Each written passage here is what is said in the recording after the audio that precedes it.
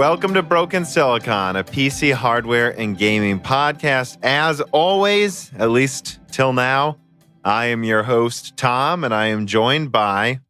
Dan, your brother. Not quite sure what accent you were trying to do there, to be honest. Mix of indistinguishable accents, so not really anything. Well, indistinguishable accents aside, how are you doing today, Dan? I'm pretty good. How are you doing? I'm tired. We were actually going to record yesterday, and I was just like, no, I'm way too tired to do this. I decided to actually go pick up Death Stranding yesterday evening, and instead of like watching a movie, play that well, it's very interactive. I would say it's almost an interactive movie, except it's weird. It's definitely a full action exploration game. And yet you could describe certain sequences as really, really interactive, kind of like Heavy Rain type stuff, except it's not. I don't know how to describe it. It's one of the most interesting games I've ever played. I've really been enjoying it. I guess the only thing I'll say about that is on the way outside, I saw the raccoon show back up.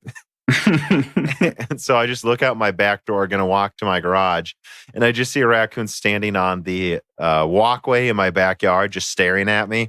I just walk outside, and then it just darts towards me and runs under the deck. And I'm like, oh, whatever. You never bothered anyone anyways. It's the possums that are the problem. Possums are always the real problem. I don't think they should get to rhyme with the word awesome. I feel like that's a crime in and of itself. But, I think we should just get started here.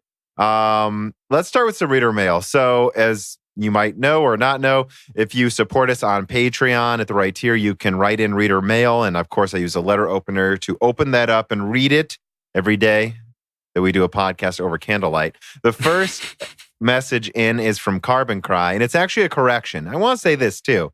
I have a section for reader mail for corrections, omissions, thoughts, about things maybe we got wrong. You guys can use that. I see people in the comments say, including people who support us on Patreon, who will say, well, I don't agree with this. Okay, well, tell us, because I'm probably not going to see it if it's in the comments. Too busy making all these videos, but he has a correction, and it is a note on nodes. In your last episode, you kind of mixed up EUV and FinFET back and forth. TSMC 7nm EUV is a FinFET node. 7nm is feature size. EUV is manufacturing method. And FinFET is the structure of the gates. I know this is nitpicking. I don't actually think it is nitpicking, Carbon Cry. Us just saying calling something the wrong thing isn't really a nitpick. That's a correction. No. I'm glad. Yeah, exactly. Use the reader mail, everybody. I'm glad Carbon Cry wrote in. I actually knew most of this. Well, I do know this. I just, don't worry. After we got done recording, I realized immediately I kind of fucked up FinFET and EUV all over the place, didn't I? Oh, well. I think most of you knew what I meant, but some people who listen for sure do not know that I screwed that up. And so thank you for writing that in. That's correct. So right now, pretty much everything that isn't a main Intel node is FinFET. Not all of them, though.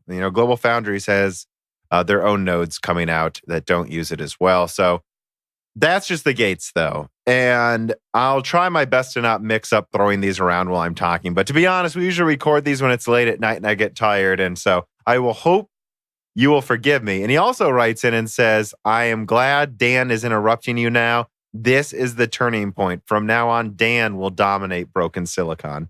And I don't know if you guys have noticed this. This definitely isn't just me getting more comfortable with doing this and recording. It is me slowly and frankly violently taking over the podcast. Yes, I've been told to watch my back. Before we started recording, I was like, you can do this, you can do this. That raccoon you saw last night, Tom. I sent it. I thought you were going to say that was you in a raccoon outfit. No, I am working on the raccoon outfit. I probably shouldn't have told you that. The neighbors just hear in the backyard. And you're like, what the fuck? Dan, I didn't mean to shoot you. Why are you in a raccoon outfit? Why did I shoot a raccoon? Why did you think a raccoon was 6 feet tall? Why did you think you could fool me as a raccoon that's 6 feet tall? Well, It'd be a real mess. Yeah.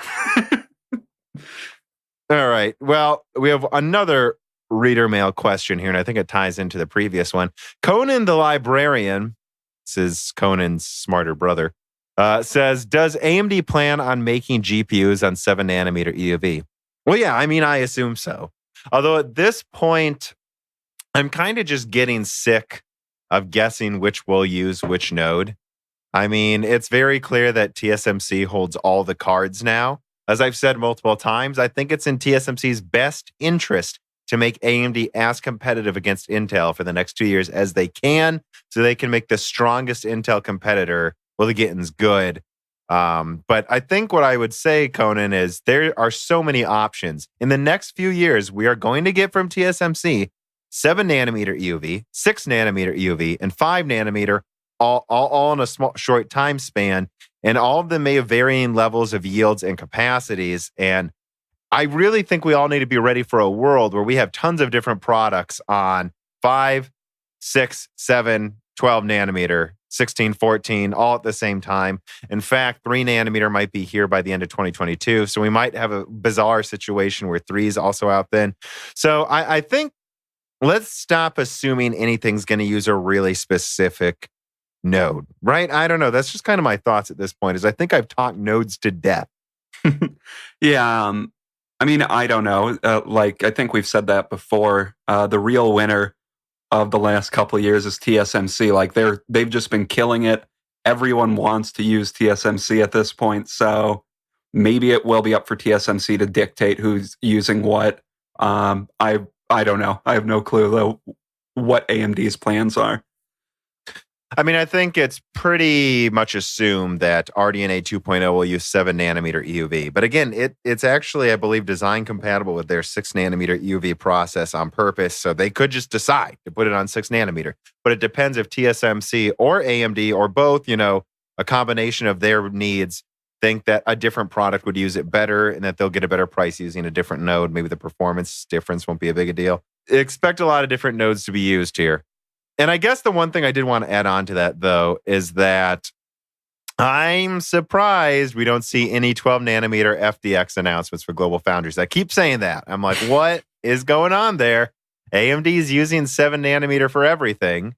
That certainly backs up what Cortex has said, that there aren't capacity problems at TSMC. There's just kind of allocation problems. Yeah. And if TSMC is just going to double their fab capacity, well, I don't know what Global Foundries uses to AMD moving forward outside of really cheap IO dies. And I would be blown away if they didn't use at least 12 nanometer FinFET for whatever their Jaguar replacement is going to be. Yeah, like their lower end products. All right. Anyways, let us move on to the first story. And that is going to be the 3950X. So the reviews hit last week, and I gotta say, it was, as usual with all of these launches, not exactly what I thought it would be. I mean, I guess I'll speak for myself. I thought the 3950X, 3900X with its 105 watt TDP, it typically uses more than that in energy, and I expected the 3950X to really be about a 125 watt CPU in practice. Mm-hmm. But also, and they said we recommend 280 millimeter liquid cooling. So I assumed that meant they thought it was going to use a lot of energy, and that it would kind of have a base clock that boosts higher than the 3900X. That's not what we got. We got base clocks that basically boost exactly the same.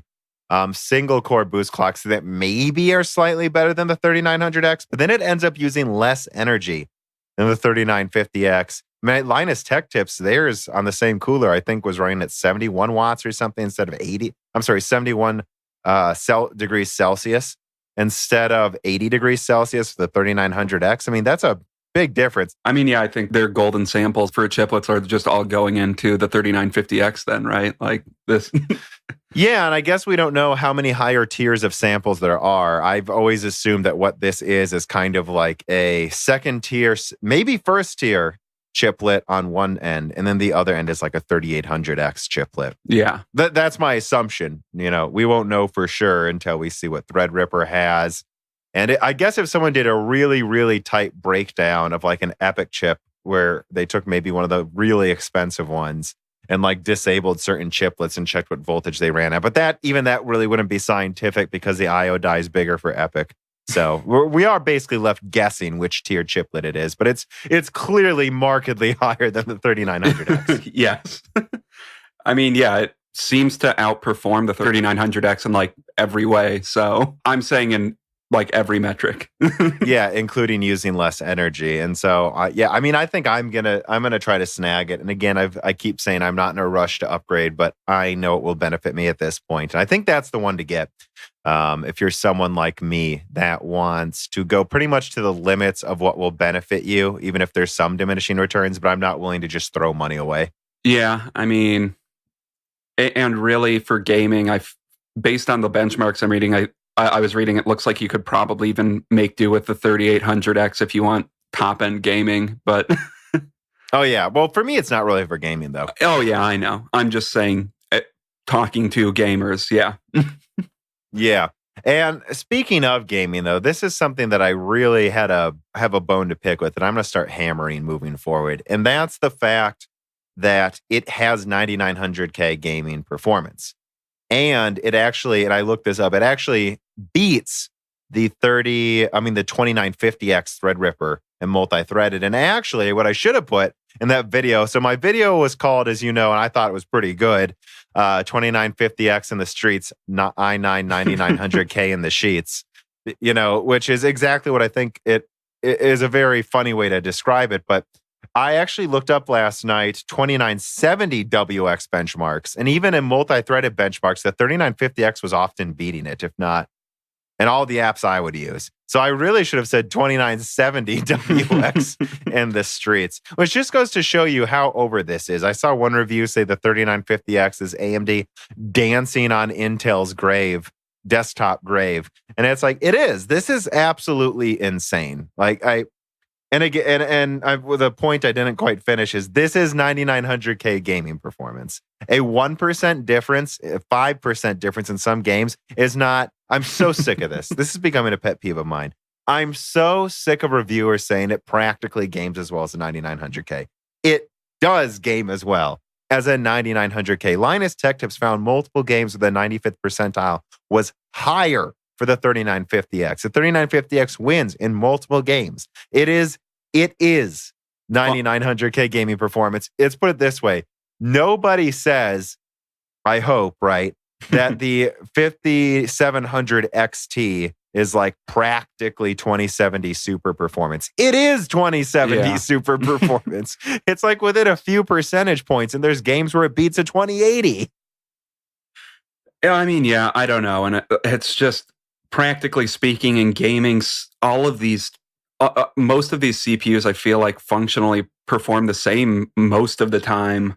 And then, I mean, with a couple exceptions, I guess. And that's why I said like the 3800X is really what, if you're trying to not save money, but not break the bank, like not completely break the bank or go insane. You know?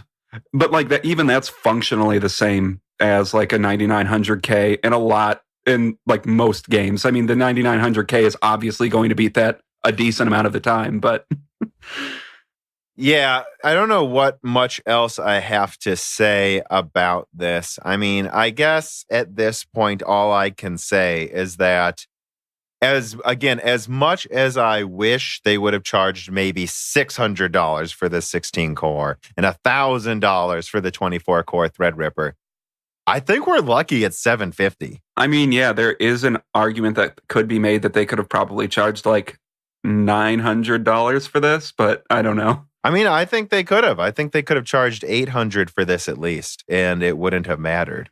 I mean, this is this is so ridiculous. I mean, I think they could have charged $1,000. Honestly, like I don't know why they couldn't have charged $1,000 for this. It doesn't even require a lot of cooling. Like this is ridiculous. Yeah, I mean, I guess if you're charging $1,000 now, you're getting into like the 9900.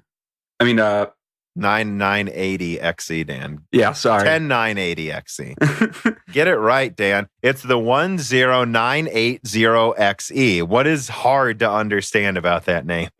Nothing. Yeah, exactly. Well, yeah, but it beats that. So I guess arguably it does. So no, it beats it and uses less energy. I mean, this is just over. At this point, people better really hope that Intel's got something good coming by the end of next year. But anyways, let's move on. So speaking of another competitor, what do you think about this, that a NUVIA, NUVIA, has just announced their existence? I love this. I see this only with like Silicon Valley startups where like they'll say, we actually have been here for a few years and we have $50 million, but we now announce our existence. Well, they announced their existence with their first like round of funding, which I think they got, what was it, like $53 million, right? Yeah. So, I mean, clearly there's some people that are interested in what they're doing and what they were top engineers for Google, Apple, and what else was it? Is that right? It's built of CPU architects from other companies. And this is something that I've seen people say in the Discord that I think is such a good point. Something that I don't think people get. People go, well, how can there be a new GPU or CPU startup? It's not like they can hire Jim Keller, or it's not like they can hire Raja Koduri. And it's like, you guys do understand that there's other architects and that they can leave AMD and Intel. Like they can leave and make a new company, and they have all that knowledge they had that they were using at the other companies. It's not like they are the two architects in Silicon Valley. There's a lot of them, and there's a lot of great ones. Or that when these people work for these companies, that they're stuck there. Yeah, that's also true. I mean, I think that's the point I was making. Is it? Yeah, I know that they can't just get Intel's engineers, except that they can. Yeah, and I mean, I don't think they're going to be killing AMD or Intel 2 years from now, but I don't think that's what they're trying to do immediately. They're trying to develop a competitor to them. I mean, I'll just give you guys this example. At work, one of the companies that, well, you know, our company works with all of them. Tesla, GM, Ford, Caterpillar, every company that uses an engine is the company I work for, it works with. And I have had multiple leads, you know, people that I talk to try to, you know, get contracts. Like there will be 1 year where one of them was working for GM, or quite literally there was one that worked for Tesla. And then we had to make contact with someone that works at Rivian, a different electric car manufacturer that's starting up. And it was the same guy that we had just been working with at Tesla. And so it's like, well, how are you going to make a new electric car company? How are you going to make a new CPU company? Well, the people will just make one that used to work at these other companies. And that's what they're doing. And this is going to be challenged, especially with RISC-V coming. It's not going to necessarily be Apple or Dell or HP making their own stuff. We're going to just have new companies making stuff here. Yeah. And if RISC-V becomes a new standard, that's a huge deal because AMD and Intel are no longer the gatekeepers of processors, essentially. And this is something that I've said before, and I have to keep saying. Dell and HP and all these other OEMs do not like that there's just two people to source from. Right now, business is good because they're forced to compete with each other. But when there's 10 years where they can only buy from Intel, and so they're forced to just build all of their products around one company, one entity that has a stranglehold on what they can buy from them. And then that company, Intel, has a bunch of security vulnerabilities and they just can't go anywhere. And then they just have to scramble and go to AMD and hope that the same thing doesn't happen to AMD in 10 years. They don't like that. It sounds like you're describing like something that actually happened. Yeah. Yeah, I don't know. Seeing new startups is always cool, especially when it's a startup by a bunch of really smart guys. Yeah. Well, I think there's really not much to say about it except that, guys, everyone kept saying, what are we going to do about these duopolies? And from like the very first Broken Silicon, I'm like, guys, if the margins get high enough, there will just be startups. And now we're to it. And I'm kind of surprised it didn't happen before. I mean, yeah, I guess I am too. But who knows what forces drive these companies to start up? It's complicated.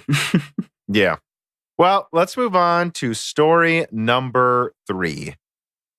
Now, this one here, I had to add right when I saw it. In fact, I commented, actually, one of our friends, Dan, noticed that I commented on this. And that's the fact that there is a Oris RAM kit. So let's be very clear what I'm talking about. It comes with 4 RAM sticks covered in RGB, really, really colorful RGB. And 2 of the 4 RAM sticks don't have RAM on them. It's just there so you can make everyone think you have tons of colorful RAM in your system. So this is like really cool, right then? I mean, honestly, this pissed me off. I forgot what my tweet was. I had to tweet it out. It was something like, I can't decide if this is the dumbest thing I've ever seen or if this is just the logical conclusion of PC master race culture, which that's what it is, right? I don't know. And this is the 2nd generation of this, apparently. Yeah, I didn't.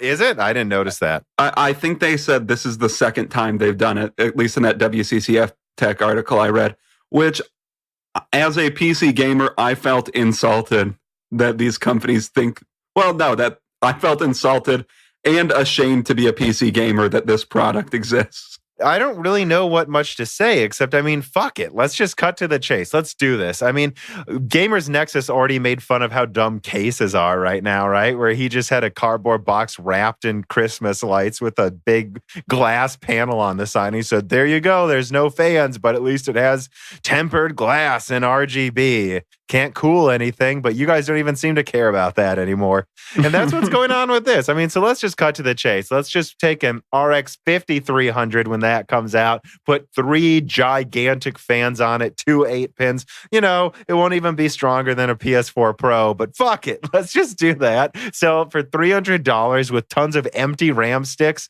and a bunch of RGB. I guess if this is what people want. While we're at it, why don't we just start making dummy liquid cooling systems so you can have the cool tubes running through it? We'll make a dummy liquid cooler that's covered in RGB. I mean, imagine that actually. If you don't actually liquid cool anything, you just put a tiny fan above the processor with a micro heat sink. Like, you could theoretically fill the tubes with just like, you know, some kind of LED light so it looks like there's moving colors through the tubes. Yeah, and if you just like get some rubber tubing and shine an LED light through that, that'll look a lot like a liquid cooler. Let's just do that. Yeah, because it's not about actual performance. It's about getting a seizure from an empty box.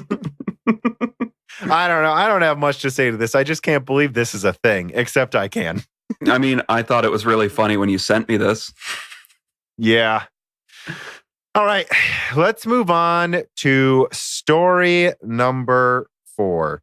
So this one is about a Navi 23, and I think this is editorializing in the article on the part of WCCF Tech, calling it an Nvidia killer, with hardware ray tracing rumored to launch next year. To be honest, when I looked at this article, I didn't see much information. Am I wrong? Did you see anything really in here? No. The big thing that I saw that they're claiming is it's supposed to have accelerated ray tracing, which has been rumored that's been rumored forever, and we know that they're working on something with that because we know that the PS5 and I believe the Xbox, the Project Scarlet, I believe both of them have said they have ray tracing acceleration, right? Yeah, some kind of accelerated, not standard ray tracing method. Yeah, and we know that both of them are using AMD, so we know they're working on that. So it shouldn't come as a surprise to anyone that ray tracing would be on Big Navi, whatever that is. But no, there's no new information in this. It's just, we have the Navi 21, 22, and 23. No real claims on what those are, though. Yeah, and I'm going to be honest, guys. Isn't this like the 4th article where they just basically have a code name, and then if you actually dig in, none of the stuff in the article is confirmed, and it's all just a bunch of speculation? Which, yeah, I mean, that was kind of what I was thinking when I was reading this. Like, what's in here? aside from like some speculation, like it might be hard to cool this or something like that. I don't know. Yeah, like they're literally running out of stuff to talk about. So, and I recently pulled some of my Navi videos just because I was like, it was also because I think, I kind of just go back every month and start pulling videos that I go, maybe I didn't put enough effort into this one. And like, maybe if you go back through my catalog, I only, think it would be worth your time. Because I certainly have enough videos you could watch. So I the way I think about it is, well, these are the ones from this month that should sit there forever. So that if you want to go through my 500 hours of content, this is what you'll watch. And also just because I think the information I reported is outdated now. I think what I effectively reported was updated info that came out basically, right? So if Adored's late 2018 Navi leak is like what we consider that first tier of Navi designs, I think mine was second or third, so from early 2019. But I think that's outdated by now. I think it's just obvious that AMD's changed their plans multiple times, which is, again, people act like that some kind of bombshell. It's like, guys, I bet if we knew the full story of every iteration of their GPUs, there were like 5 things they were throwing at the wall internally before they decided on the final thing to launch. So that's not really a big surprise, or it shouldn't be controversial that I say I think AMD changed their plans. Well, but I don't want people watching an old video because, my God, you guys, you are spamming my comment section with when is Big Navi coming out. And so I know people are watching some of my older, even months old Big Navi videos and saying, so this is what's happening. And it's like, I just got to stop that at a certain point. And I guess what I'm getting to is I'm tired of talking about Big Navi. Yeah, and I agree. At a certain point, it just gets to like, what value is being added by talking about this? They're like, is this even going to be RDNA 1.0 at this point? Maybe this is the lineup we have. Right. What I was hoping is that they would get out a bigger RDNA 1.0. It's certainly something they could have done, but maybe they don't want to. Maybe they see no point in it. They already are competing in the high end with the 5700 XT. That's something the RX 480 was not able to do. The RX 480 was forced to stay mid-range, and they didn't launch shit that fall, right? And so now they're probably like, well, you know what? We're in the high end. Most people buy cards for $400 or less. Why do we even care anymore? Let's just focus on executing on Threadripper and all these things that will actually make us a ton of money. And let's just do a full launch of RDNA 2.0, probably late next year or something when we're ready. That's what I think's going on. And I'm going to be honest. I might stop adding Navi articles to Broken Silicon. Yeah, there's not that much new. I mean, if something big comes out, obviously you need to talk about it. But all of these stories about Big Navi, there seems to be a new leak, quote unquote, leak about Big Navi every other week at this point. And we don't really know what it is. So I don't know. Yeah, but again, I guess the major point I'm getting to here, everybody, is that, and I've said this multiple times, stop waiting for Big Navi. I said a few months ago, I think there's going to be something by the end of the year, but I've said for several weeks now, I don't really think so anymore. I mean, time's up. Time is up. Well, it's almost Thanksgiving. Yeah, I mean, and this is about, I can't remember if this is just me and you talking or if this was on the podcast, but yeah. But I mean, I think it was when we were talking about the Threadripper announcement, like, well, they need to mention it by like November 15th or there's no more time for them to actually announce it. I guess I don't know too, like, why would anyone be waiting for Big Navi?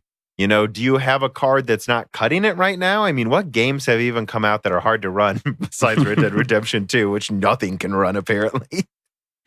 Yeah. I mean, which I guess I don't know what to say about that. So I guess maybe that's why you want it to run that game over Christmas break, but it's not coming out.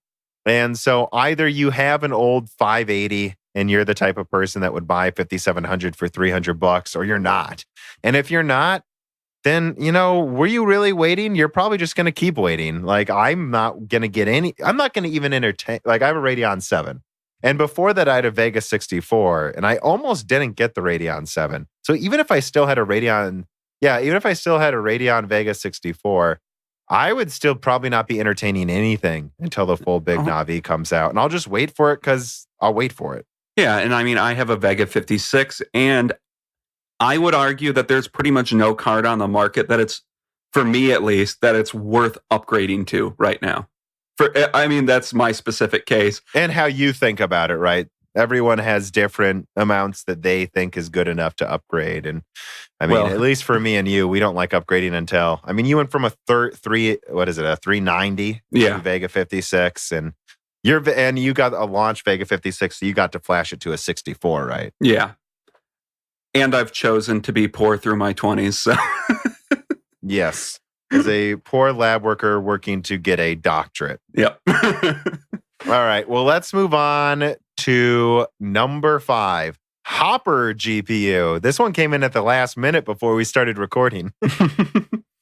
Now, this is a new NVIDIA architecture code name. It seems like that's coming for whatever Ampere is. And again, I've heard that Ampere will not be called Ampere. So again, whether it's Ampere or what I like to call not Ampere, it sounds like this is coming after that. And it might be a multi-GPU design similar to what Zen 2 is. I guess I don't know how all of that R&D works, but it kind of makes sense for NVIDIA to do this, right? Like if they can develop it, they tend to have larger dies, and we know that the size of their dies is becoming an issue for production.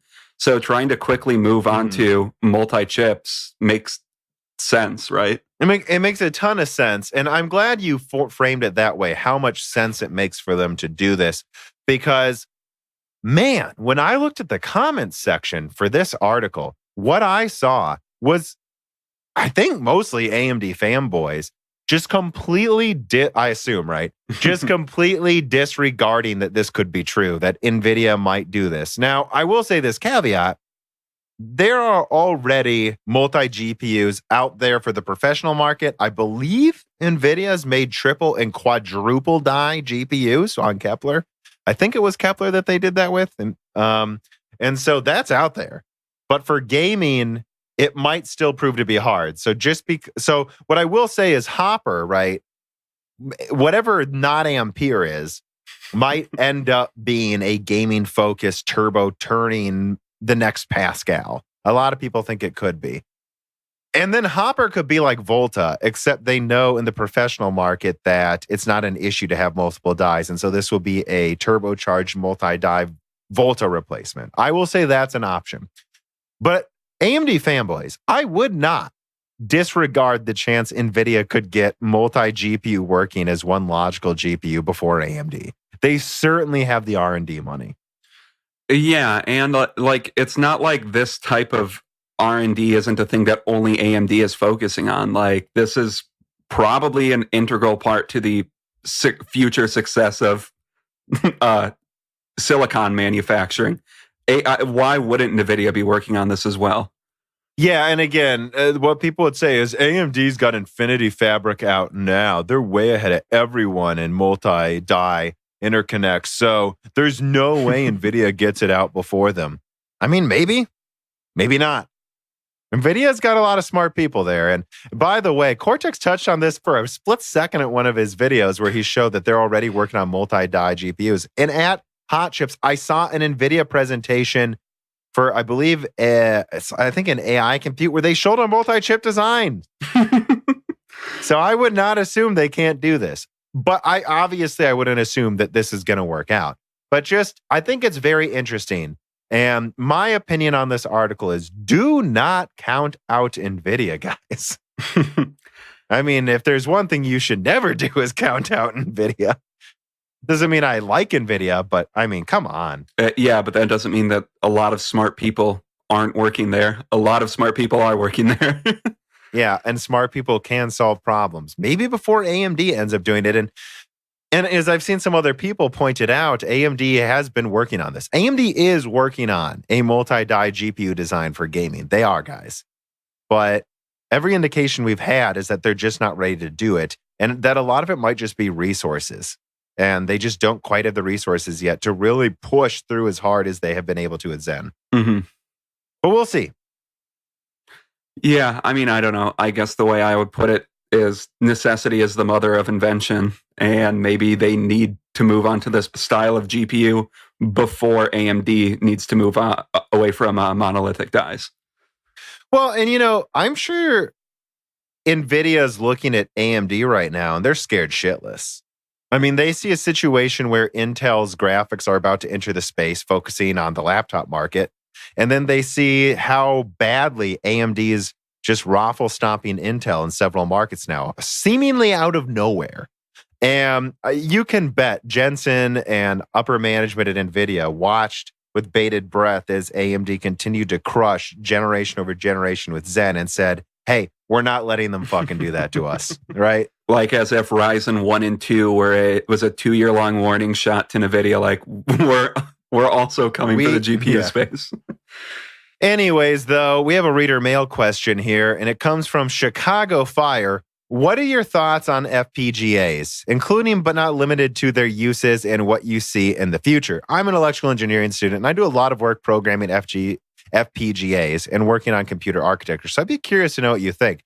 I mean, I think these are going to be used more and more and more in addition to ASICs. The future is going to be specialized acceleration. Grouped together.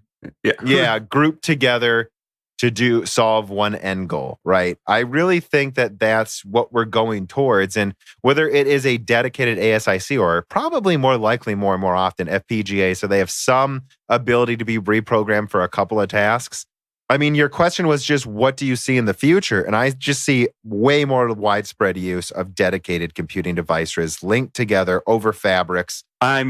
Guess I would say I'm kind of speaking out of my ass because I'm not a programmer. I don't know that much about FPGAs, but yeah, I would agree with that. We're already seeing the early implementations, if imperfect, executions of dedicated acceleration for ray tracing and whatnot. So I think I see that that's definitely a possible future, is just a bunch of daisy-chained specialized devices, yeah. Well, let's move on to the next one. Why don't we? I want to talk just a second. I think we have to, right? About the Neon Noir benchmark. So number 6, the Neon Noir benchmark, you can download it and use it. And I did. And to be honest, I don't got that much to say. It looks pretty cool, but it's certainly not the best looking benchmark I've seen. I mean, I don't have too much to say about it either. The most I can say is I was just looking at performance, and NVIDIA cards, including the 1000 series, they generally perform better than AMD cards for about the same price with ray tracing on. Yeah, and that surprised me. Didn't that surprise you? I thought the entire point of that benchmark was, or you would think would be to leverage compute or something, but I don't know, right? This is where it gets a little too technical for me, like how they're doing ray tracing on these cards, but it's very clear that Vega has no edge. I mean, Vega was underperforming RDNA. I mean, I think my Radeon 7, and it has like a 5% overclock or something, like maybe 5 to 10%, and it was underperforming a stock 5700 XT. And I believe the 1080 Ti was above that, which the 1080 Ti 5700 XT regularly beats the 1080 Ti in a lot of the latest games, so. Yeah, I mean, I don't know how this was ran, but yeah, I mean, I guess I would say I was a little surprised by this, but maybe for some reason, NVIDIA's process is better at running ray tracing, regardless of if it's using their RTX ray tracing. I don't know.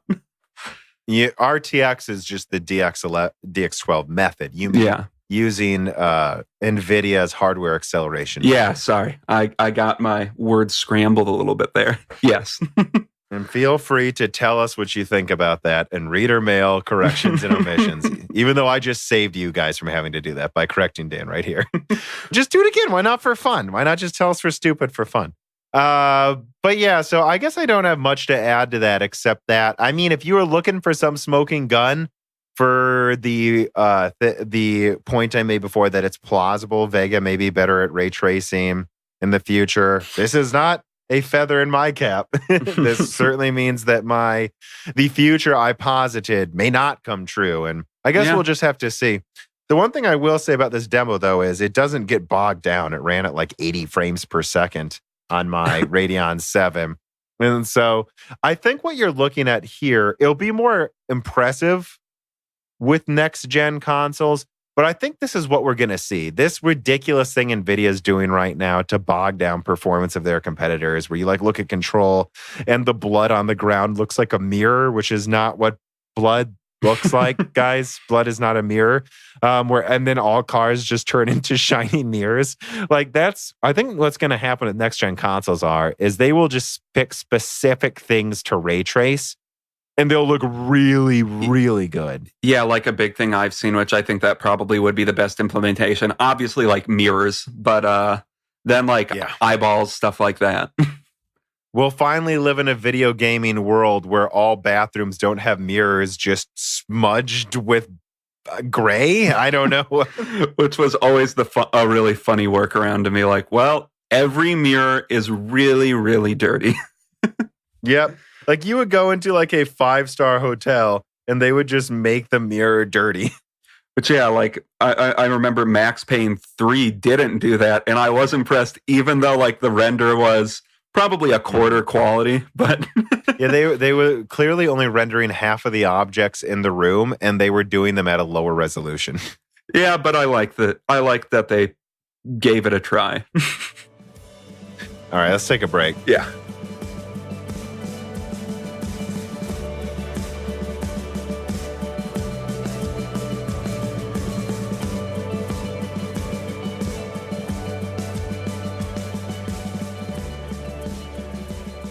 I actually went into mechanical engineering to become a gun designer, but I found out upon leaving college that most of the design houses are in the deep south. I don't really feel like living in rural Florida.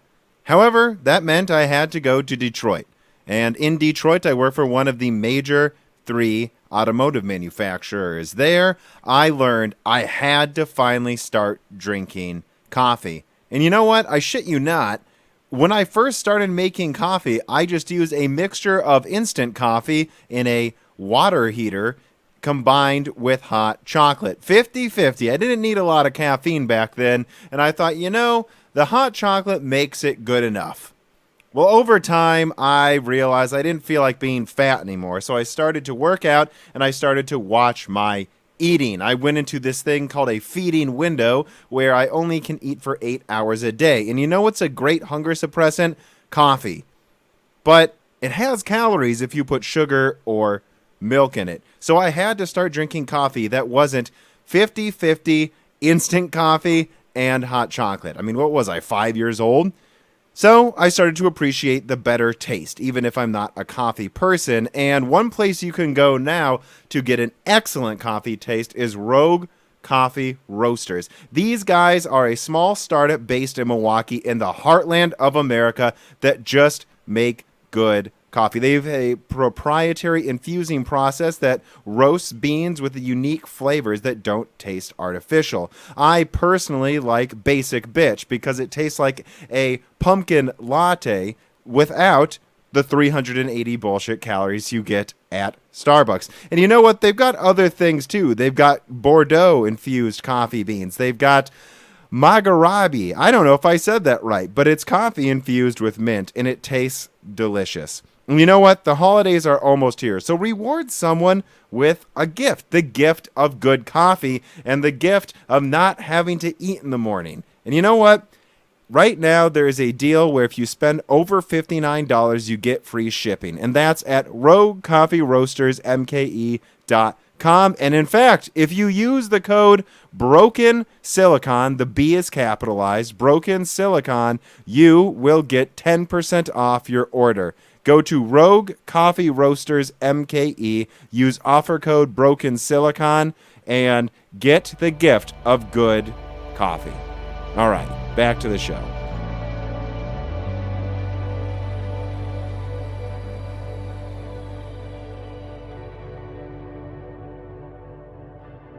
And we are back. And now what you might notice for the second half of the podcast is I'm going to be significantly less aggro.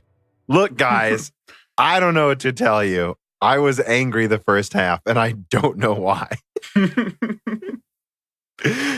What do you think, Dan? I think we're all angry right now, so.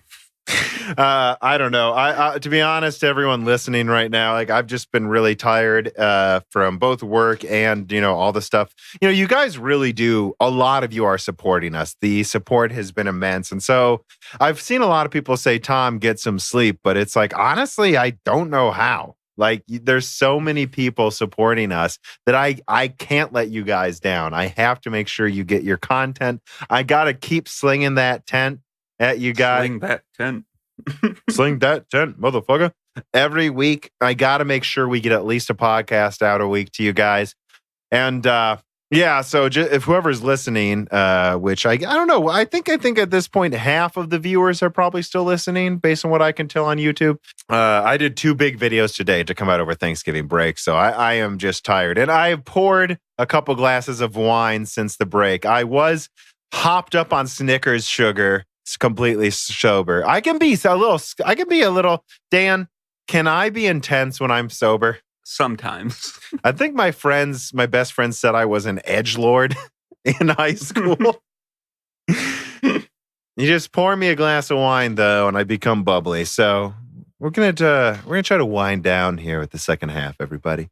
All right. So story number 7. So to profess this story, I think a lot of people, including me, were disappointed that the last gen Threadrippers won't work in the new motherboards and vice versa, that the new Threadrippers will not work in the old ones. I certainly was heavily considering doing something like getting a $150 1900X 8-core and then just waiting for a Zen 3 Threadripper and upgrading next year.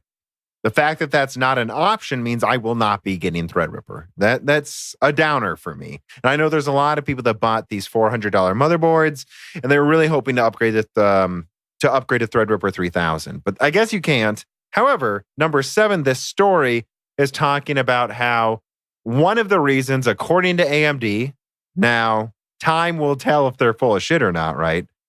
But according to AMD, they are doing this now so that they can be ready for longevity. And I think what this suggests, honestly, from reading the interview, is that AMD might even support Zen 4 on the same Threadripper socket.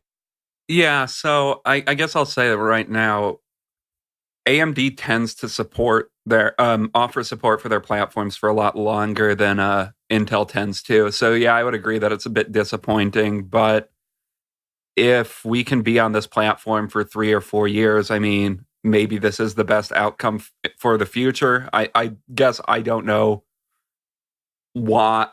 I don't know what limitations there are to not allowing backwards compatibility, but well, I think this is some good news. I think if you think about it inherently, though, Zen 2 sets the stage for a chiplet-based architecture, a fully chiplet-based architecture. And so moving to they had these awkward island dies on the previous gen CPUs in conjunction with Zen 1, which just had 2 dies. Perhaps the way they're setting this up is in preparation for the next generations. I absolutely assume Zen 3 will work with these motherboards, and I don't think it's out of the question that Zen 4 might as well. At least I certainly hope so, right? Yeah, I mean, and what Zen 4 would probably be like 3 years down the road from now, I guess. 3, maybe 4. No, Zen 4 is going to be 2021. Oh, okay, never mind. Well, I would assume that Zen 4 will work on this, but given that they only supported the previous platform for 2 generations, who knows? Yeah, well, I guess 2021, 2022, let me correct myself there. It wouldn't surprise me if Zen 4 came out in 2022, I guess at this point. Like, there's nothing that says that has to come out then, but that's kind of that's what the roadmap certainly suggests at this point. And it wouldn't surprise me if they did. Now, when Threadripper Zen 4 comes out, that might be 2022, though. Yeah. And I guess I was saying operating under the assumption that they might do like a Zen 3 Plus type thing, because I think you've said that Zen 2 Plus probably isn't the thing. There's literally no indication that Zen 2 Plus exists. No one has ever said it exists, and Zen 3 is coming at the end of next year. So I think a Zen 2 Plus would make almost no sense. Yeah. So, and I just mean from like a logic point of view, it wouldn't make sense.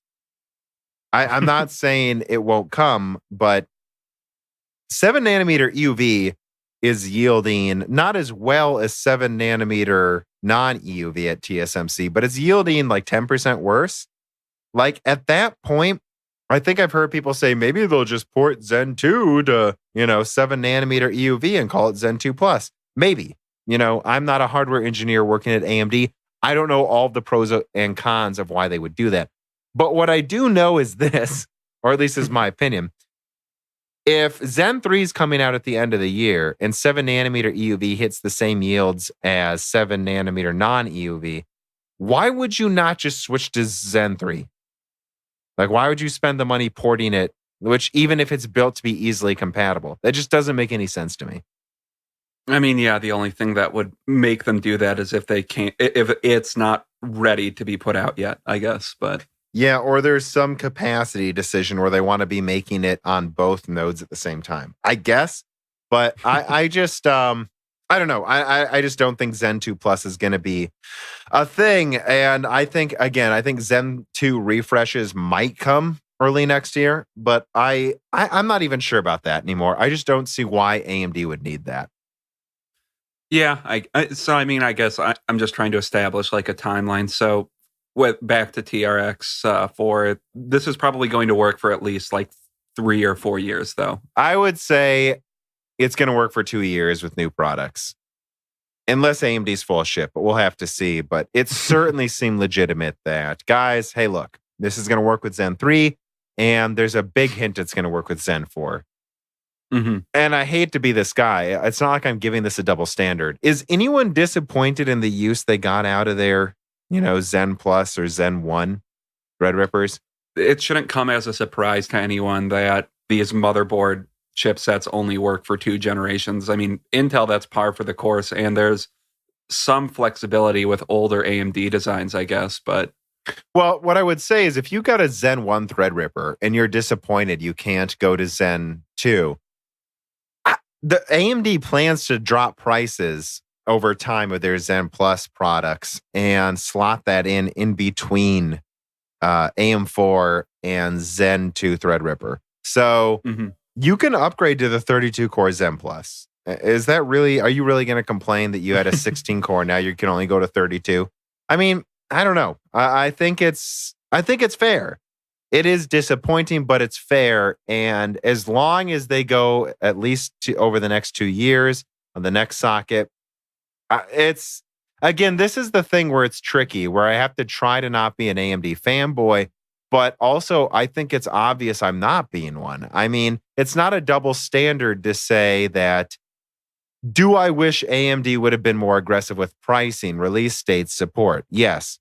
Are they better than anyone else? Yes. You know what I mean? Yeah. Like an example I would give is, do I wish do I wish Threadripper 3000 was $1,000 for the 24 core? Yes. Do I think it makes a real difference to the people that want to buy it? No. And is it less than half the price of the Intel 32 core it's going to destroy? Yes. So like, what are we complaining about? And the 32 core is also $1,000 cheaper than Intel's 28 core.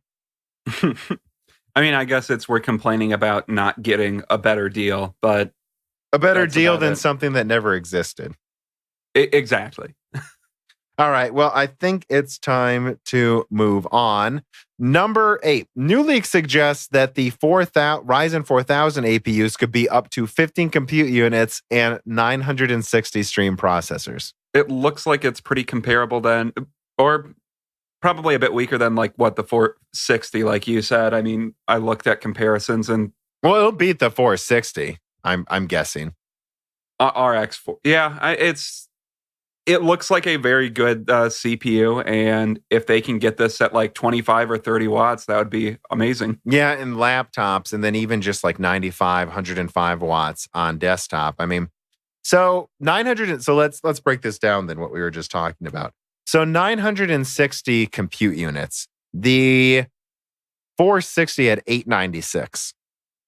If you compare this with like 4,000 megahertz RAM, which I do believe will not be that expensive anymore late next year, I really think we're getting to about 460 performance. Probably not quite 560.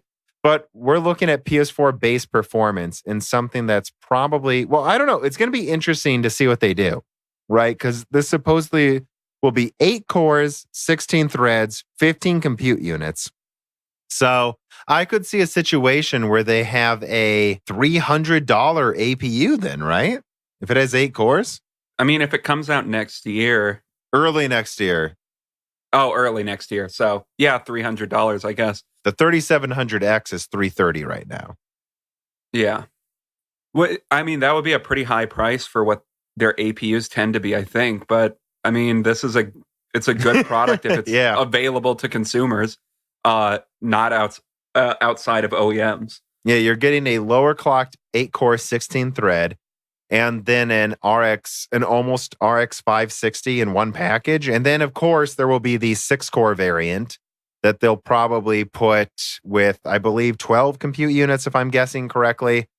And that'll be just below a 460. And that'll probably be like, I don't know, right? 250, maybe.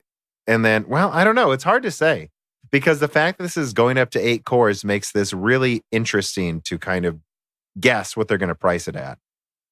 Yeah, I know. Because this based off of Zen 2 then too, correct? Mm-hmm. So yeah, I really don't know what they would price it at, but if it's 8 cores, yeah, I would have to think that something like that would be at least $300 like price range, like plus or minus $50. So yeah, I guess we'll see. Even if it's a weaker 6 or a weaker 8 cores, the fact that it comes with a GPU this decent should place it around the same price as, like a 3600X or 3700X, whatever its non-APU counterpart is. But by then, who knows? Yeah. Maybe there will be price drops too. So I guess we'll just have to see him.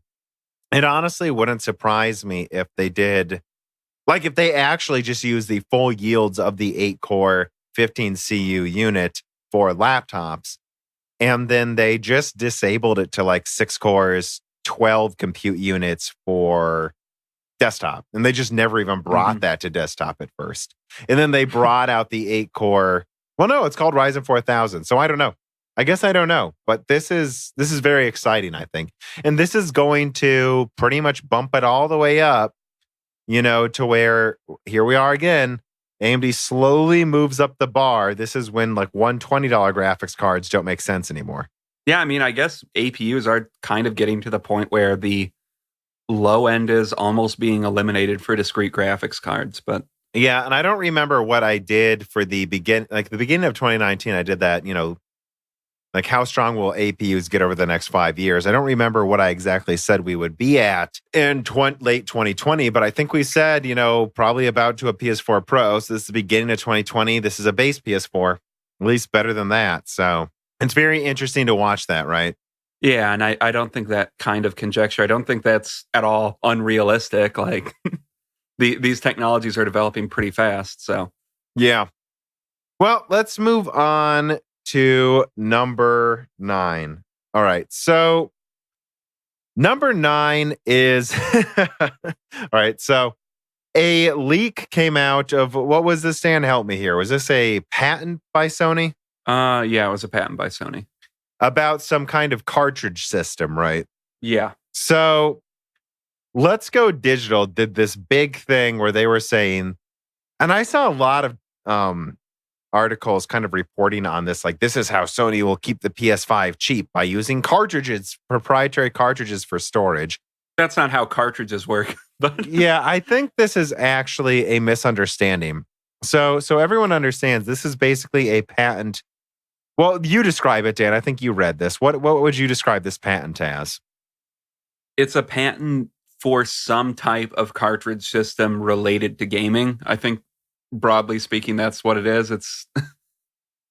It's really hard to say because, I mean, it was filed by the guy at Sony that files patents for like PlayStation products. So we know this is somewhat related to PlayStation in some way, but it's hard to say exactly what it is. I think they called it like a gaming cartridge, and that's what it's defined as. So we don't really know what this is. Yeah, and I think so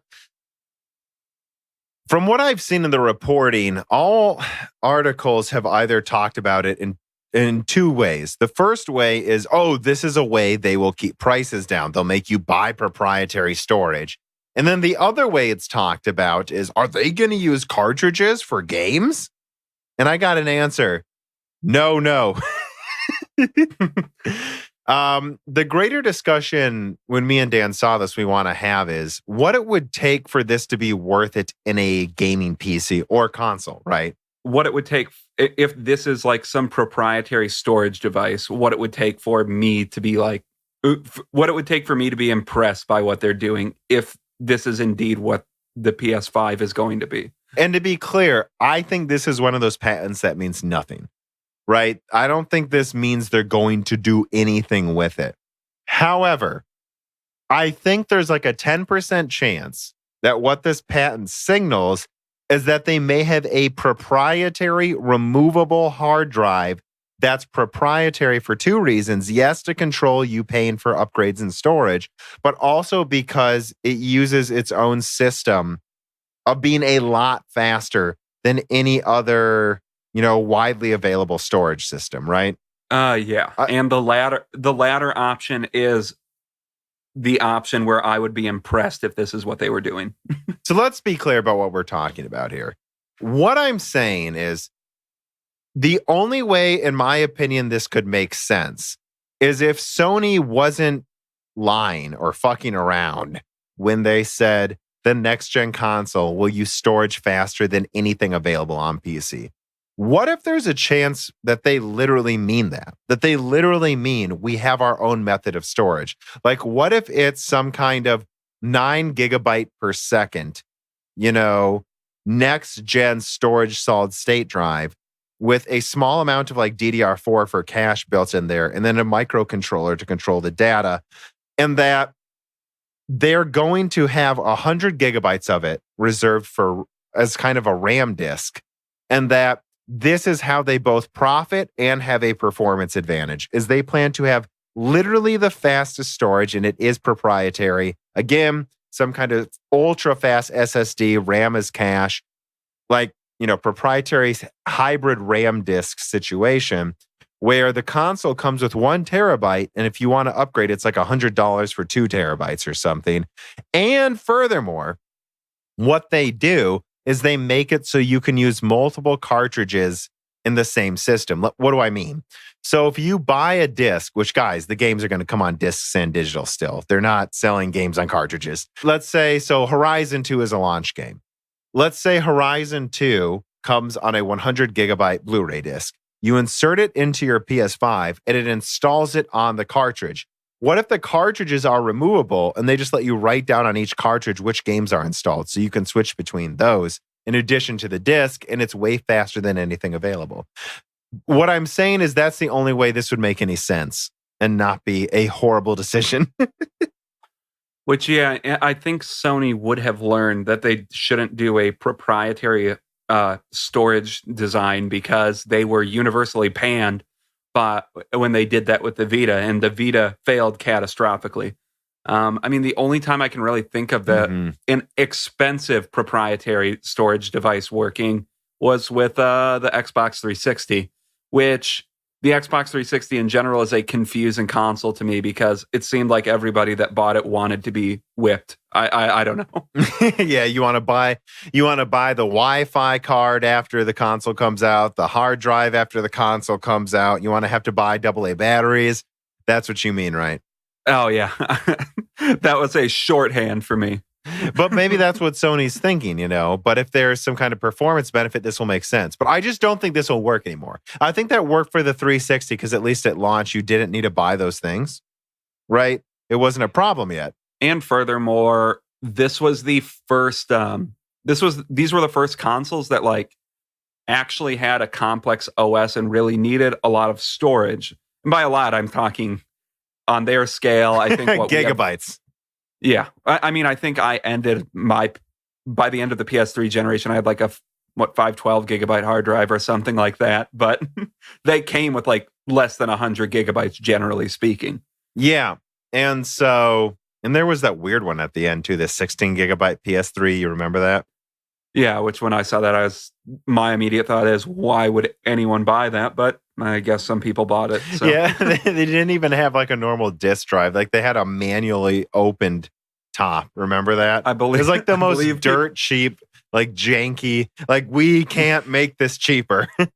The popular name for that was the George Foreman PS3. Oh yeah, actually, I have a question. Have you ever met or seen a person who used that version of the PS3? No, I don't think I've ever seen that in someone's house. No, I haven't. I was just saying, I think almost everyone that got it the slim version. But yeah, and not the super slim as that version was called.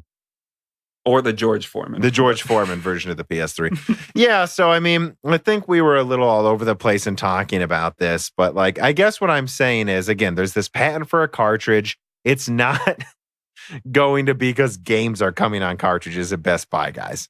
You know, I don't think this is just to control prices, unless Sony wants to sabotage themselves like they did with the Vita, which, hey, I guess there's a chance of that at all times.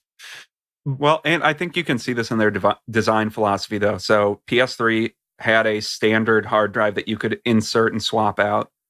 Vita, they had a proprietary storage device. They realized, shit, don't have proprietary storage. And then PS4, they had a upgradable standard hard drive, a standard upgradable hard drive slot. Again. So my best guess is this is literally nothing.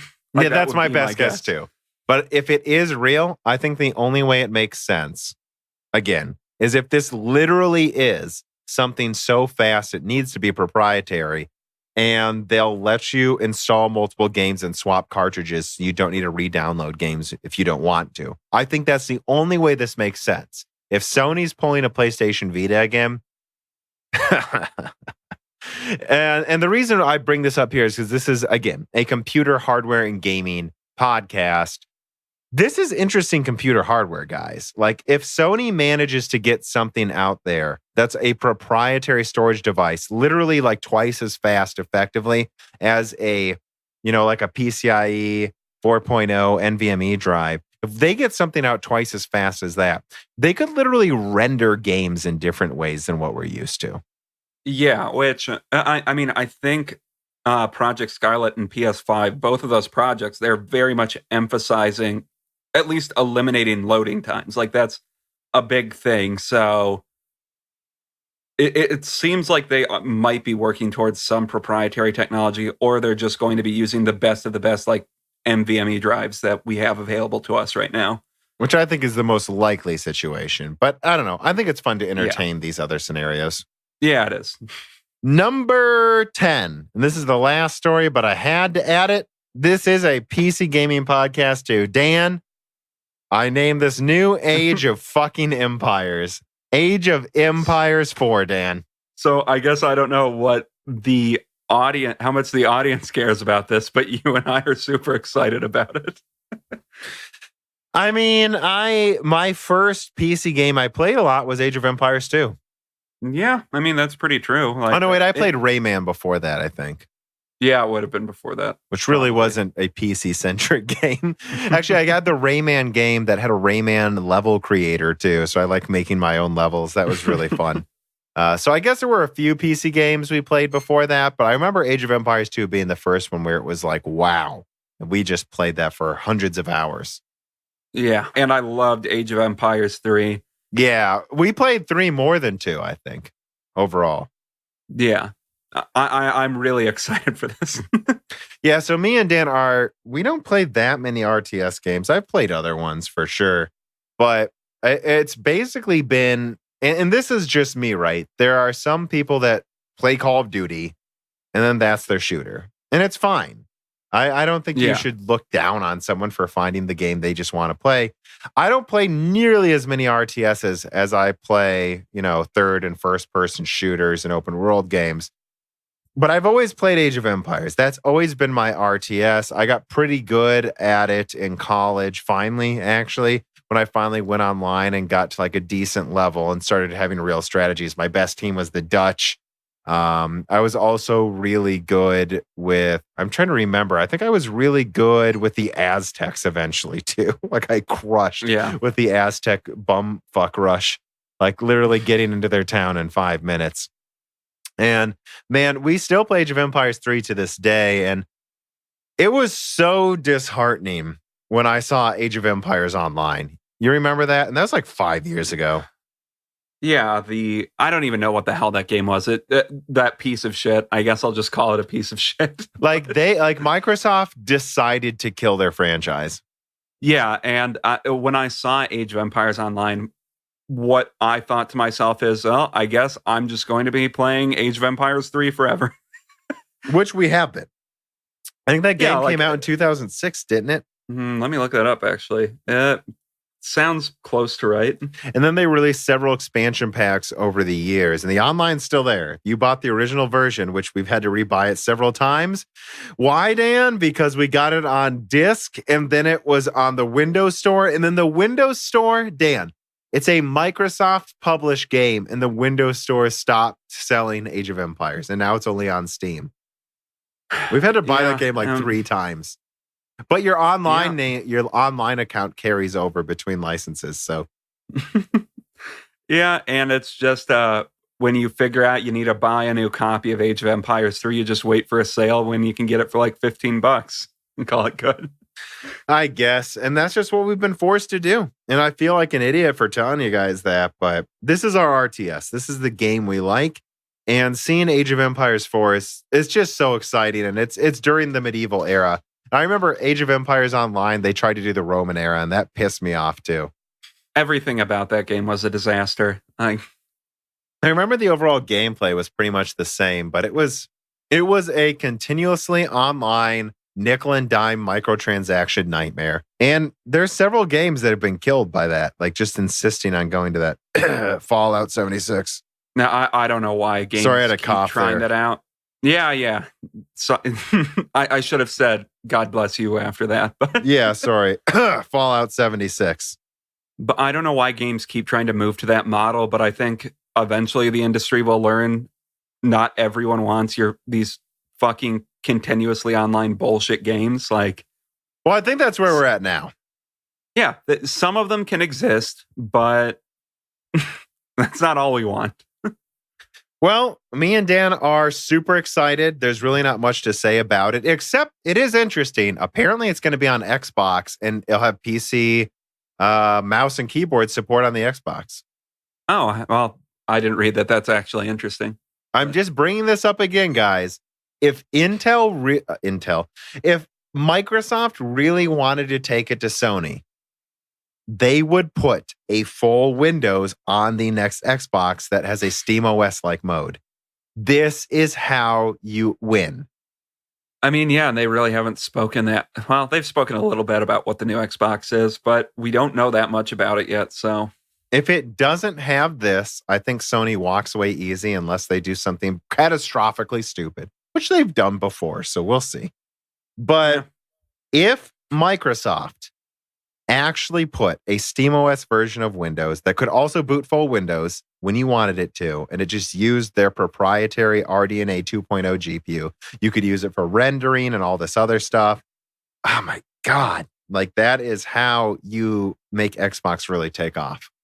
I mean, yeah, I agree. And I feel like Microsoft, at least with the Xbox One generation, has been slowly moving towards like a secretly trying to get rid of the hardware aspect of Xbox. The proprietary Xbox hardware. Yeah. Yeah, and that was the original goal all along, too. I mean, Bill Gates said the point of the original Xbox was as a Trojan horse to get a Microsoft device in your living room. Well, you guys seem to have forgotten that. Actually, I remember that too, because that was one thing I think Phil Spencer or someone talked about. Don't quote me, guys, on this. I think it was someone.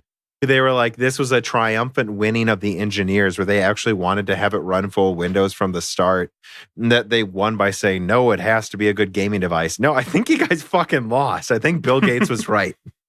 I think this should have run full Windows the whole time. It should have been a cheaper price performance option to a PC gaming device. And the fact that it hasn't has been Microsoft competing with itself for 15 years for no reason. We're 20 years now? Almost 20 years. Almost like 18 years. I don't remember the exact date that the Xbox launched, but Almost 20, yeah. Like needlessly competing with themselves. Yeah, which I think they're finally learning that. Well, let us move on. Well, that is all of the stories, folks. And we have a few reader mail questions to get through before we close out tonight. What do you think, Dan? Fuck Let's them. do it. I was expecting you to just go fuck them. All right, I guess that's it. No. All right. The first one comes from, oh my God, here we go again. Mahalman. And he asks, will Star Citizen ever have a retail release? Should there be a deadline release date for backers to be able to recover a portion of their contributions? Well, let's go one by one. Dan, will Star Citizen ever have a retail release? I want to start with the second question first because I think this is an easier question to answer. And it's yes. I don't know how Kickstarter hasn't had a bunch of fucking lawsuits at this point, because it's just Kickstarter might change your website to vaporware.com, because that's what Kickstarter is. I've never given money to a Kickstarter. I never fucking will, because that's what Kickstarter is.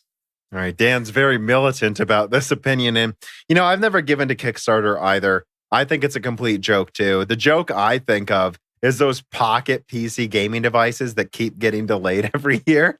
And it's just every year, here's a new $1,000 pocket gaming device. By the time it comes out, all of its hardware is obsolete. Or have you seen this? This is the most insane Kickstarter situation. Well, actually, I think Star Citizen is, but the second most is the Coolest Cooler, where it was a $200 cooler with it had like a blender. So you mean like a refrigerator cooler? Like how big was it? Yeah. I don't know, like the size of a normal cooler. What's a normal cooler? My refrigerator is huge. I don't know, probably like a mini fridge, smaller than a mini fridge. Well, I mean a cooler as in a thing that you bring to the beach with ice in it to keep beer in. So like the size of a large cooler. Yeah, like one of those coolers. Yeah. Okay, one that you can carry kind of like a picnic basket in size. Yeah, so it got $13 million of funding, and this situation arose where the backers at Kickstarter were getting their coolers delayed due to distribution issues. But if you bought it on Amazon after the funding goal was reached, you would have already gotten it. And I know there's a lot of people listening that are going to say, hey, that's not Star Citizen. They have a hangar I can go in. Well, no, I did read a little bit about the development of Star Citizen, and I don't know what the initial intent of the game developer was. It seems to me like what happened is he decided he wanted to crowdfund a game because he wanted to make a sequel to a game he had worked on, or a spiritual successor to a game that he had worked on. And then he got way more money than he thought he ever would. And he realized, I actually have to make the most expensive game ever made now because it's gotten $250 million in backing. I was going to say, I'm looking at it. It's over $250 million. I believe Death Stranding has like $50 million. My God. So is this going to be 5 Death Strandings?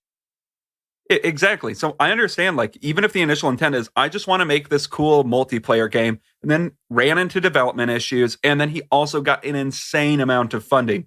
Like that, that must be the most pressure you can face as a person, realizing you have to execute with $250 million your vision. Yeah, and that's something they touch on in the show Silicon Valley, that sometimes you want to put a cap on funding so that you only reach your goals. Because if you get a $180 million valuation, people expect a $180 million product. And if that wasn't your plan from the start, you're going to do nothing but let people down. And then they will pull funding and then you'll go out of business. Yeah, I don't know. And that's the thing with Kickstarter is you can't pull your funding in. You've just given your money to a person that isn't going to do shit with it because Kickstarter has no customer satisfaction guarantee. It's just, you gave your money to a bad product and they were essentially just stealing your money, which to be clear, I don't think this is what it started out as, but I feel like that's what Star Citizen has become, where they essentially stole $250 million worth of funding. I mean, I think it's easy to compare this to, what is it? ICO, altcoins? Yeah. Cryptocurrencies. Like, think of Kickstarters the same way. You might as well be funding, I don't know, Zencoin. I think that was one. Or is it Zen Cash? Whatever. Zencat. Well, that was like just an outright scam, but I mean, what's the difference? This is something I've heard someone I follow on YouTube about cryptocurrencies. What does it matter? What's the difference between an outright scam and a failed goal if what the end result is this? I gave you money, I didn't get what I wanted. Is there a difference? Not to you. Yeah, that's true. So, but yeah, and to your question is, will Star Citizen ever have a retail release? I mean, like, so I was reading about the development timeline, and they started working on it in 2011. They've released Jesus three. Christ. They've released 3 alpha. I'm sorry, this game isn't out yet. 3 alpha games that aren't real games. And when they started developing it in 2011, it was on CryEngine 3. And then in 2016, they switched to a new engine. Oh my God. So I don't know. And to be honest, guys, me and Dan haven't followed this closely because we don't take it seriously if you can't tell. But I believe now there's several planets you can land on or something, someone told me. I mean, I'm just being honest. I think someone told me that. I think there's the hangar module, there's like the flight module so you can fly around, and then I think they released like a small single player game. So at least which is, I feel like the guy that started this, he feels guilty that this game isn't out. So he's like, have a single player game. So was this $250 million, guys? Was this a Red Dead Redemption? Because that's the budget you've given him. I think you've given him more than the budget of Red Dead Redemption, but probably. So that's what you guys got to ask yourselves. Will it have a release? I don't know. I honestly don't know, but I think I've said this. I think Colin Moriarty on Sacred Symbol says that too. When's that game coming out? Fucking never. Yeah. This is the longest running gaming Ponzi scheme I've ever seen.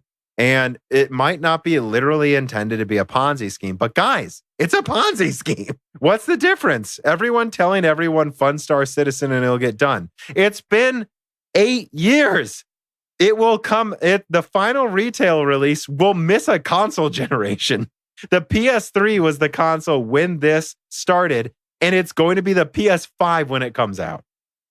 No matter what happens, this was not worth your money. And you could have just bought it on Steam at the end, by the way.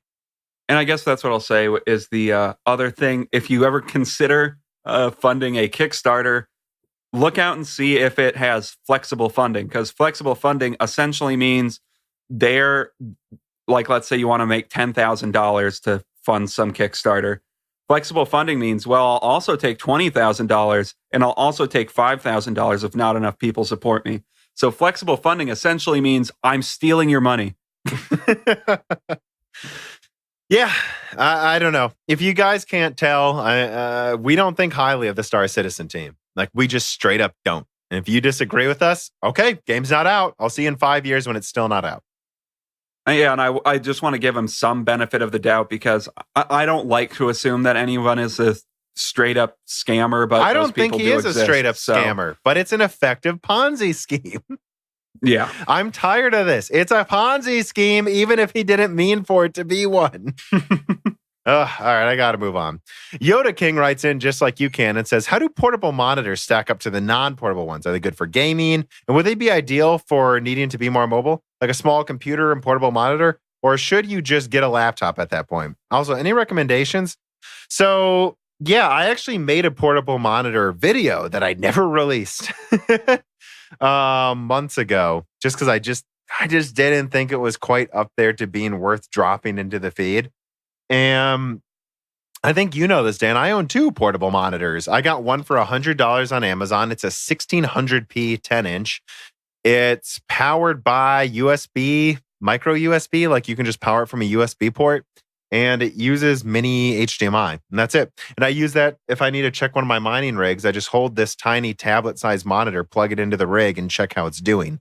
That's what I use that monitor for.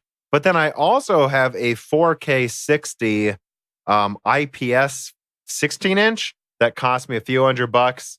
I mean, you've seen it, Dan. Is it impressive? I mean, yeah, they're really cool monitors. I don't really have a need for them personally, but if you go on a lot of business trips, I can definitely see the value in having something like that. And keep in mind, this works with my PS4 Pro. So I've gone on business trips where the PS4 Pro is small enough. that I can throw it into my suitcase, fly somewhere, and this monitor is just thrown in the suitcase as well. It's super thin. It's the size of a tablet. I'll get to the hotel room, pop out the PS4 or my desktop. I also had a desktop as big as a PS4 a while ago.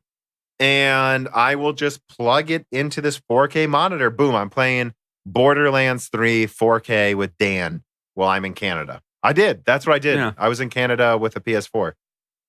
Yeah, so I don't know. I personally don't have a use, but there's definitely a use case for it. And I think Tom has some good recommendations for portable monitors.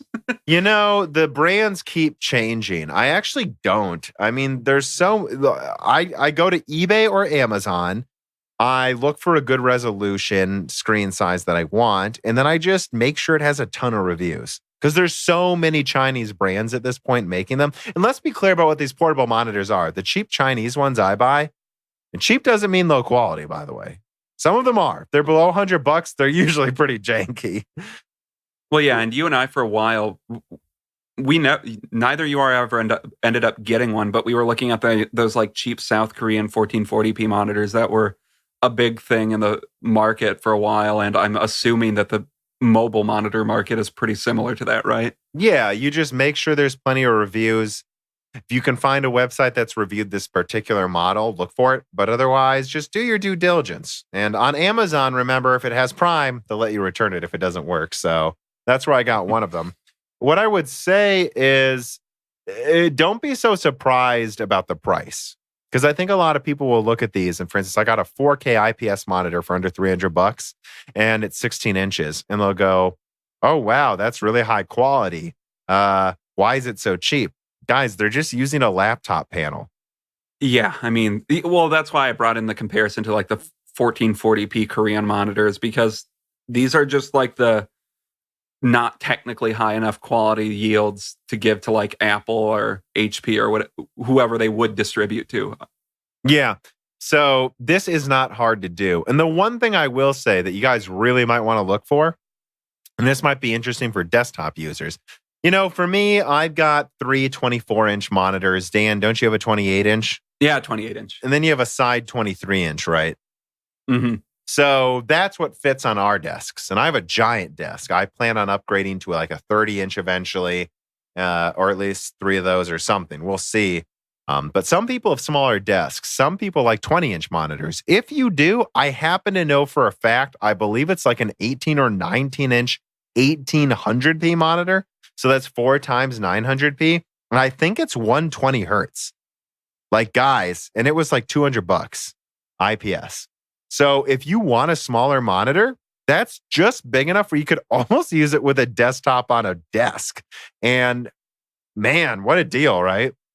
Yeah. And it comes with mounting. You can mount it. I think you can mount it too. So it's a tiny monitor, but if you have a small desk in college, there you go. There's a 19-inch monitor, 1800p, below 4K, but it goes up to like 120 hertz. Dude, that's like perfect for PC gaming. In fact, I wish they made that at 23-inch because I would buy it. Yeah, I hope we helped. I certainly recommend them. You just, you got to look at reviews and you got to accept that they're not cheap because they're a bad deal. They're just cheap because they're not that expensive to make, and there's a lot of gouging going on in the PC gaming market right now, and you are going to take a little bit of a leap of faith. That's all I'm saying. Yeah. All right. Final question, Dan. Guitar Guy 515 writes in and says, I'd like to see your predictions for 2019 pricing for various parts like SSD, RAM, CPUs, GPUs, and power supplies. I don't think power supplies get much cheaper over time. I think they've gotten higher quality over time, though. Yeah, I mean, I haven't checked power supplies for a while, but it seems like they dropped a little bit for a while, but I don't know. Let me... Yeah, you look that up and I'll keep talking. So I think RAM and SSDs are continue to get cheaper. I think SSDs are going to start to get dirt cheap. I mean, I'm speccing out stuff for my PC. I'm not exactly sure what I'm going to do when I upgrade, but the plan right now is a 3950X. I'm going to use my same RAM and just get a new motherboard. And in fact, I might just get a new bracket with the same liquid cooler I already have. Because apparently the 3950X doesn't use a lot of energy. So I might just do that. It'll be a pretty simple upgrade.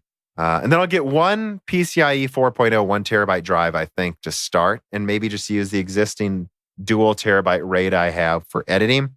And then that's it. And then I'll just leave the extra slot open for when cheaper SSDs come out. But I don't really see the need to buy up a lot right now because I really think SSDs are going to be half as expensive in a year. Like, really.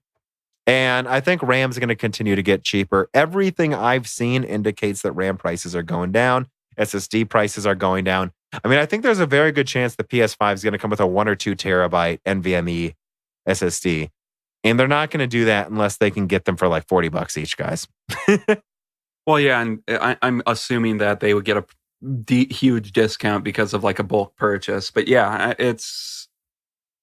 prices for things that aren't CPUs or GPUs, so like the SSDs, RAMs, they all seem to generally be declining in price pretty fast. Like, and I expect that to continue. Yeah, and you can get, I mean, right now you can get a 1 terabyte SSD like around $100, and if you're really looking to buy cheap, you can get it sub $100, I'm sure. Yeah.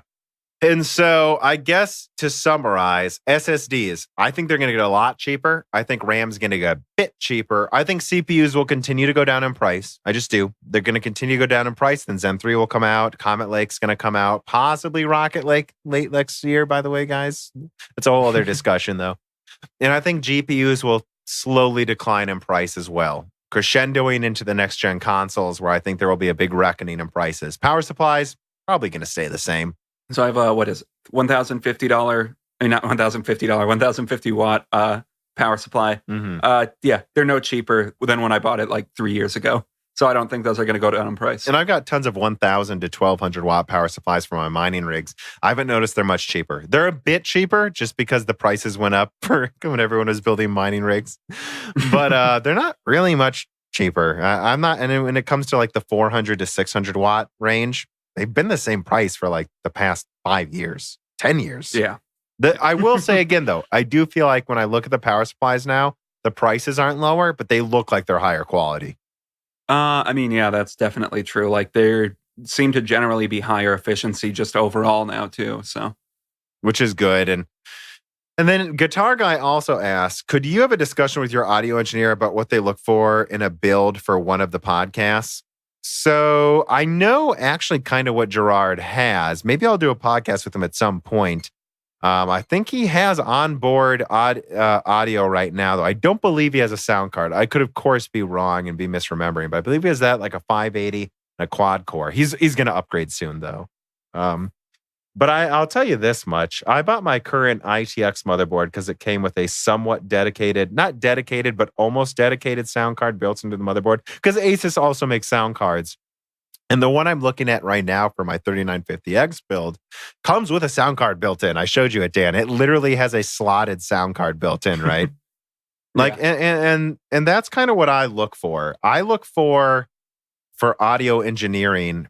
Well, I'm speaking for myself, not for Gerard right now, guys. I look for an optical audio out. And I look at the reviews for what the onboard audio is. And I know ASRock and Gigabyte, especially Gigabyte from what I remember, really skimp on the onboard audio. And Asus tends to have better onboard audio. But ASRock and their higher end Threadripper boards, I believe a couple of them have really good onboard audio. So you just got to look for the reviews. And I know the DTX X570 motherboard I'm looking at right now from Asus. I don't remember the name of it. But it literally comes with a slotted audio card and all of the ports you would want with that. And that's something I look for. And one thing I will say is this. Do I think most people should get a sound card? Not if it's a budget build. But if you're doing a $2,000 build, if your motherboard doesn't come with a good sound card, I kind of recommend it actually at this point.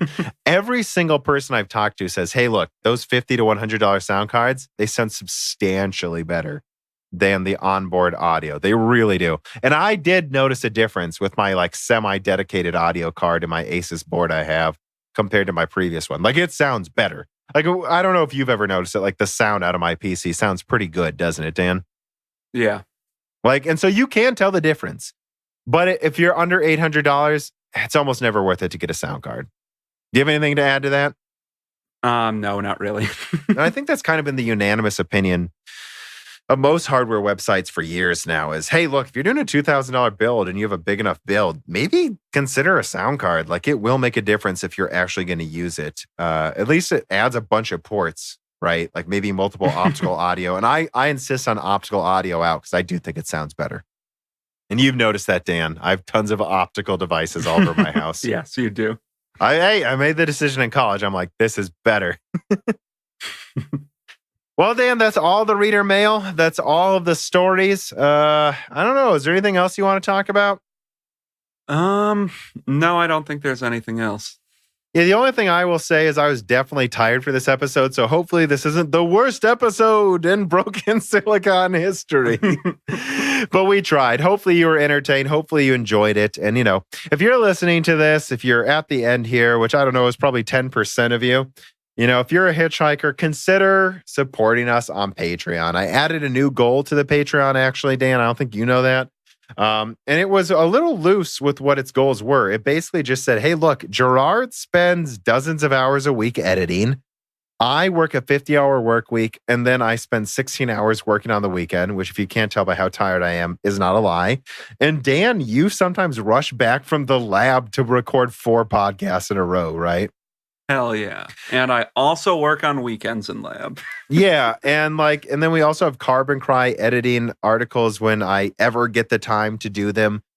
Like, there's a lot of work going into this. And so eventually there's just going to have to be a point where we go, are we going to start paying Gerard more than Scraps and Dan? And am I going to be, I can't burn the candle at both ends. Like, I took PTO to go to Hot Chips. So that's what the next goal is about. It's basically, hey, look, right now we're cementing our content output. It's a podcast a week and a video a week, hopefully. And we want to keep that stable and forever and start paying people. I want to file this as a small business. And that's going to take getting to the next level. So if you're holding out, look, supporting us for $2 a month gets you, I don't know, like 3 die shrinks a month. I mean, what is that? Like 75 cents an episode. And then if you go to $4, you also get to submit reader mail and you also get an ad-free version of the podcast. We've got some fun episodes coming for the rest of the year. I hope you enjoy them. I hope you do too. Not really helping me out there, Dan. I don't know what else to add, man. Well, I guess I'll just say goodbye then. Goodbye. Sweet dreams, darlings. Broken Silicon, a PC hardware and gaming podcast, is predominantly brought to you by me, Tom, of Moore's Law is Dead. You can find all of my content, including videos, articles, and this podcast at www.mooreslawsdead.com. And of course, it is also often co-hosted by my brother, Dan. And it is edited by my sound engineer, Gerard Cortez. You can find his contact information at www.mooreslawsdead.com. You can also find the contact information of my article editor, Carbon Cry. Now, of course, if you want to keep the show running, I really do hope you rate me on your podcasting platform of choice. Share it with your friends. And if you have the money, but only if you do, consider supporting me on Patreon at Moore's Law is Dead. If you do, you get access to the Discord to talk to other enlightening people who work not just at AMD, not just at Nvidia, but often in the server space and other computing areas that people often overlook.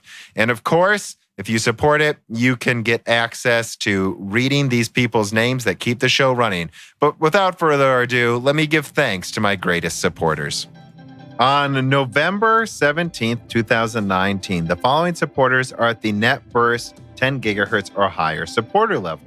Bootman, Hunter Drake, Dean, Ruckus, Justin Yant, Thomas Rupp, Tomas Baraz, Jesse Blanton, Jordan Betcher, Mohammed Al-Kawari, Matthew Brubacher, Prime Tech TV, Justin Parrish, Zachary Martin, Terrence Herod, Colin Marco, Otter Weissek, Thyris with the 9th Dude, Greg Renegar, John Bible, Daniel Case, Night Rogue, 77, Mechanical Philosopher, Lebo Kinkilo, Bollocks, Derek Evans, Matthew McMullen, Christoph Novak, Neil X01, Matt Salem, Aaron Close, Sexy, Scott Schoaf, Frederick Lau, Alexander Delar, Alethros, Telos, Kaiden, Greg G. Wanchek, Jacob Barber, Exodi, Wani Care Bear, Matthew Lane, Paul Jones, Jan Browner, Rubber Ducks, Nick Neasy, Ali Robertson, Gordon Lamb, and Carbon Cry. Thank you to everyone, and thank you to Sahara for the excellent music.